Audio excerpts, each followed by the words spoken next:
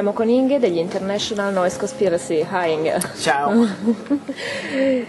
Chiediamo a Inge da quanto tempo sono in tour, so how long has been your tour before coming to Italy? We've been out for 1 week now and done Germany and Switzerland and Austria. E hanno girato la Germania, la Svizzera e l'Austria e ne avranno ancora per 2 settimane. Adesso chiediamo qualcosa in più del disco. So Inge, what about the new record coming out? So it's been a very different sound respect the previous album. So I'm talking about songs like Blackness or the previous Capitalism Stole My Virginity.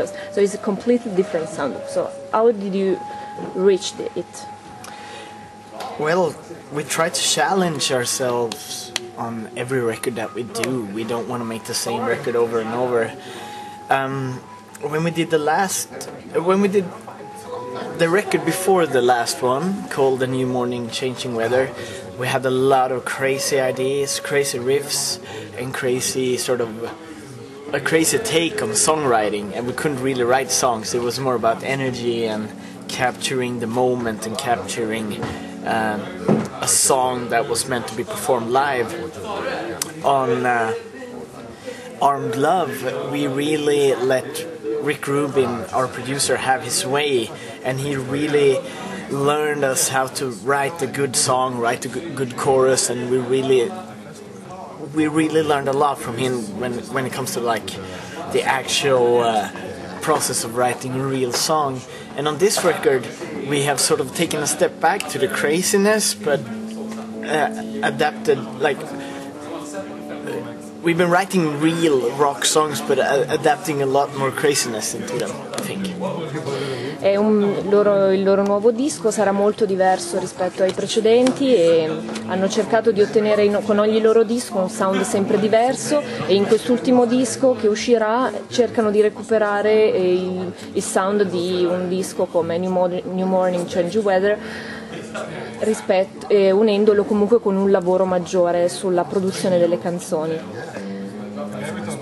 So, do you think, in your opinion, that is still there was a period in the past years then talking about politics in music was very common. So now there are very few bands that continue to do. So do you think that this ended in a period, or for you is important to continue to tell things to people?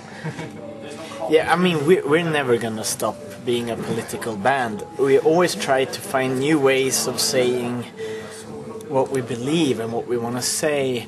And yes, in the 90s something happened that was very bad, when politics became more of lifestyle and more of like a personal choice and not about organizations or actually like there was a time when we had like the anti-globalization movement and people were actually talking about world economy and how it affects everybody and all of us. And then after 9/11 and the war on terror and all that all died down, and